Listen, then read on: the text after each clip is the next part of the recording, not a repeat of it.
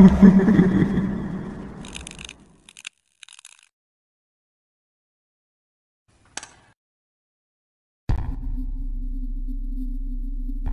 Biyernes, nagkayayaan kami ng mga kaibigan ko na pumunta sa Mount Bining. Hi guys! Punta kami ngayon sa Mount Bining. Let's go!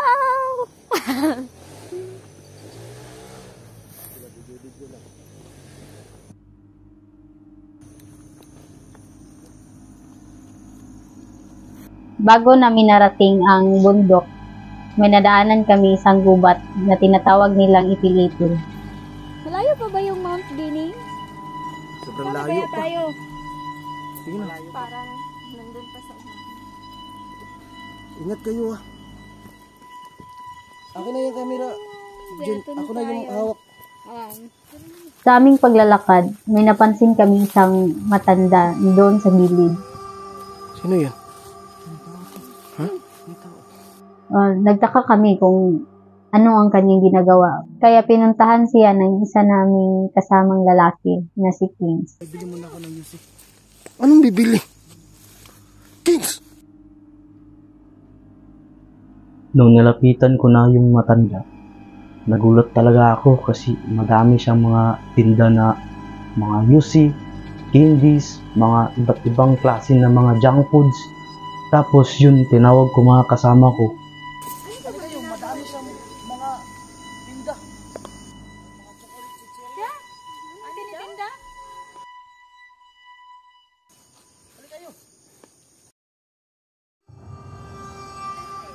Huy! Akit na tayo sa bundok eh. Tara na. Tara, puntahan na natin. May pera ba kayo? Iwan ko kay Kings. Ang pinagtataka ko, siya lang mag-isa dun sa kalagitnaan ng gubat, nagtitinda.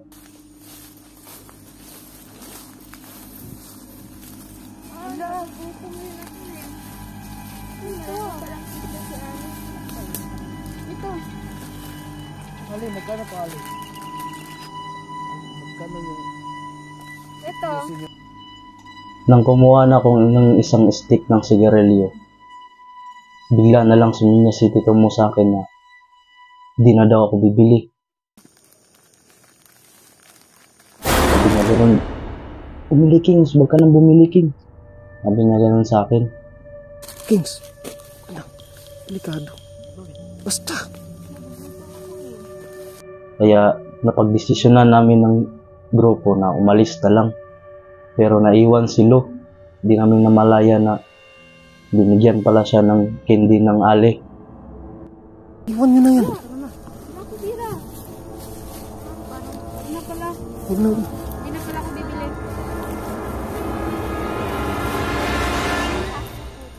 Salamat po. Ibalik mo. Hindi, binigay niya ng libre. Bakit? Ano bang masama? Kaya doon na nagsimula ang katatakutan ng aming grupo. Uy, bakit mo tinanggap yung candy? Hindi, libre lang to eh. Kings, delikado. Tinanggap nila yung candy galing sa matanda. Pero dulo talaga kami ni tito mo kasi iba yung tingin ng Ali kay Lo. Sama lang tingin ni Alin kay Silo. Kaya nga. Wala lang yun. Ay, na kayo masama. Malayo-layo pa tayo. Oo, napansin ko eh. Dapat hindi mo kinain yun.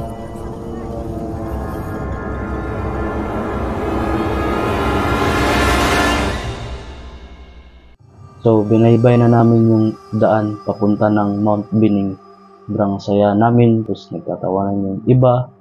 Kasi puro kami first timer except kay Juna kasi nakapunta na daw siya ng Mount Bining. Malayo-layo pa kayo. First time akong umakyat sa bundok na yun. Habang naglalakad kami, iba talaga yung pakiramdam ko doon. Sa paglalakad namin, bigla na lang akong napuwing. Aray! Tapos... Aray, Kings! Nangyari sa'yo ito? Pakihawak ka. Aray, ang mata ko. Parang merong pumasok na insekto doon sa mata ko. Nangyari? Uod ata. Kings! May linsa yung mata niya. Aray, ang sakit. Kunin mo tayo, kunin mo. Ayan o, nandito. Yun na. Ano yan, Kings? Yan to. Kaya na? Kuha na, kuha na. Ay, shit. Kuha na. Linta. Linta nga. Okay na nga.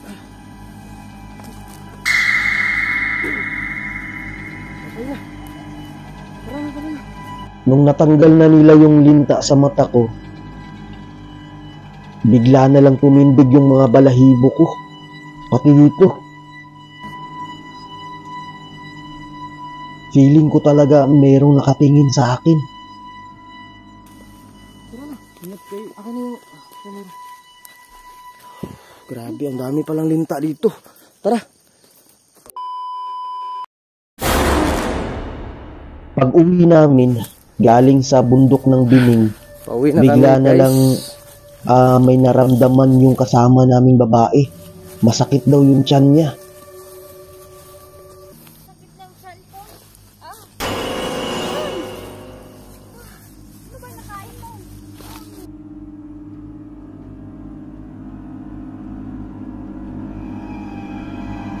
Patay, wala tayong first aid dito. Uy, ka lang. Yung tagiliran niyo, masakit daw. Yawa naman. Tulungan niyo. Magbinigyan siya niya aling ng candy na libre. Anong kinain mo kanina? Yung kanin lang. Pares lang naman tayo ng kinain. Ewan ko, basta ang sakit. Baka may gamot kayo dyan, sakit ng dyan. Wala kaming gamot dito. Patay, nakakain niya ng candy, guys. Lo, okay ka lang. Lo, sobrang sakit talaga. Sakit! Aroy! Uy.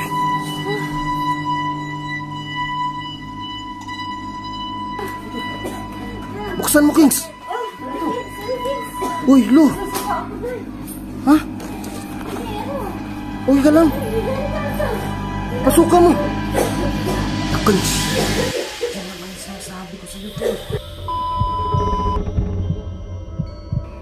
Baka may nangyari sa kanya to.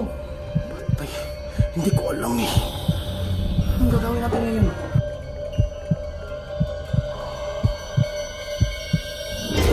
Alala! Uy, Lo! Uy, ka lang! Okay ka lang? Lo! Naka! Teka nga! Uy! Uy! Ano yun? John, ano yan, John?